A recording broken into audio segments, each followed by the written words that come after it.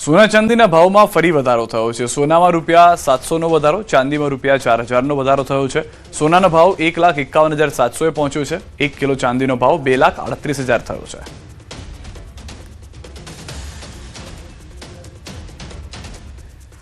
લીંબડી પંથકમાં વાતાવરણમાં પલટો, ભારે પવન ફૂંકાતા મંડપ ધરાશાયી થઈ ગયો છે। લીંબડી નેશનલ હાઈવે પર ચોટીલા જતા પદયાત્રીઓ માટે સેવાના કેમ્પનો મંડપ ધરાશાયી થતા 2 વ્યક્તિ ઇજાગ્રસ્ત થઈ ગયા છે। તેજ પવન ફૂંકાતા છાલિયા તળાવ પાસે આવેલ સેવા કેમ્પનો મંડપ ધરાશાયી થયો।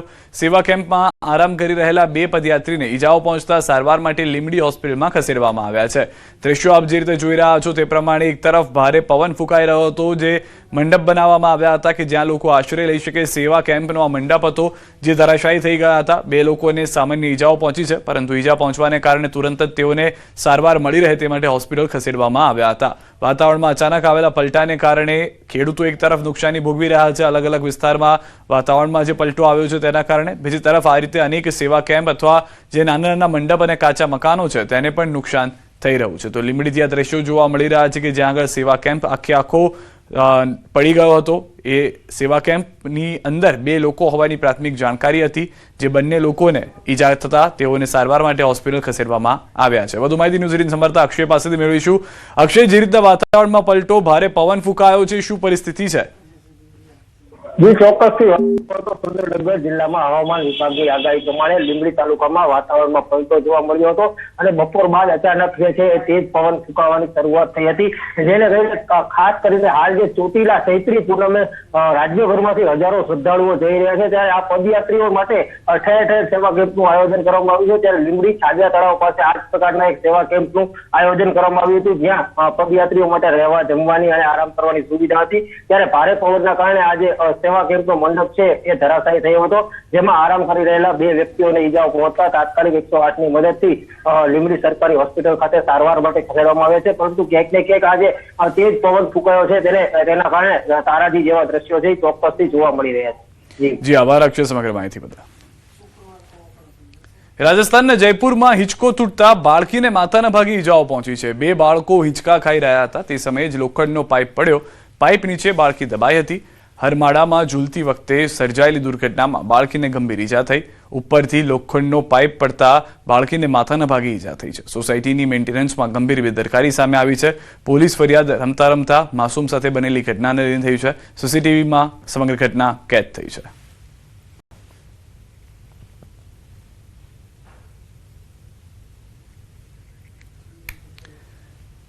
પંચમહાલના કલોલમાં બીકોમ સેમ 4ના પેપરમાં છબરડો આવ્યો છે સામે। ગોવિંદ ગુરુ યુનિવર્સિટી દ્વારા MM Gandhi arts and commerce કોલેજમાં અપાયેલ પેપરમાં છબરડો સામે આવ્યો છે। સેમ 4ના બિઝનેસ મેનેજમેન્ટ વિષયના પેપરમાં સેમ 2ના પ્રશ્નો પૂછાયા હતા, ત્યારે કોલેજ દ્વારા યુનિવર્સિટીને જાણ કરતા યુનિવર્સિટીએ પેપર અટકાવવું પડ્યું હતું અને ફરીથી નવું પેપર મેલ કર્યું હતું। આ નવું પેપર લખવા માટે વિદ્યાર્થીઓને અલગથી સમય ફાળવવામાં આવ્યો છે। ના બની નથી। આ જે ઘટના બની છે પ્રિન્ટિંગ મિસ્ટેકની જ હોઈ શકે, કારણ કે આમાં સિલેબસ ચેન્જ થયો છે, એટલે મથાળું સાચું છે, તારીખ સાચી છે, સમય સાચો છે, એટલે એમાં કશો બીજો કોઈ ઇસ્યુ છે નહીં। અમદાવાદની CN વિદ્યાલય સંચાલિત PTC કોલેજમાં છેડતીનો મામલો। વિદ્યાર્થીનીની છેડતી કરનાર અધ્યાપકને સસ્પેન્ડ કરાયા છે। અધ્યાપક સામે કાર્યવાહીમાં વિલંબ અંગે શાળા પાસે ખુલાસો માંગવામાં આવ્યો છે। DOE ઓફિસ પર રૂબરૂ આવી ખુલાસો કરવા આદેશ કરાયો છે।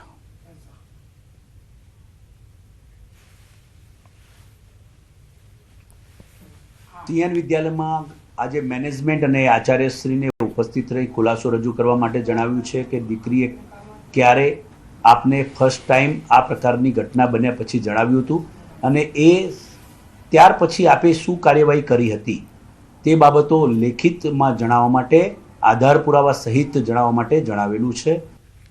મહેસાણાના કડીમાં થોડાક દિવસ પહેલા ક્ષત્રિય યુવક પર ઘાતકી હુમલો થવા મામલે ક્ષત્રિય સમાજ આકરા પાણીએ છે। આ ઘટનાને 25 દિવસ વીત્યા હોવા છતાં કોઈ નક્કર કાર્યવાહી ન થતા આરોપીઓને કેમ છાવરવામાં આવી રહ્યા છે તેવા આક્ષેપ સાથે ક્ષત્રિય સમાજના આગેવાનોએ રેલી યોજી મહેસાણા કલેક્ટરને આવેદનપત્ર પાઠવ્યું। તો બીજી તરફ કોંગ્રેસના પૂર્વ ધારાસભ્ય બળદેવજી ઠાકોર અને આગેવાન અભિજીતસિંહ બારડે પોલીસની કામગીરી અને રાજકીય દબાણ અંગે ગંભીર સવાલો ઉઠાવ્યા। ક્ષત્રિય આગેવાનોનો સ્પષ્ટ આક્ષેપ છે કે કોઈ રાજકીય માથું આ ગુનેગારોને છાવરી રહ્યું છે, જેના કારણે પોલીસ તંત્ર ઢીલી નીતિ અપનાવી રહ્યું છે।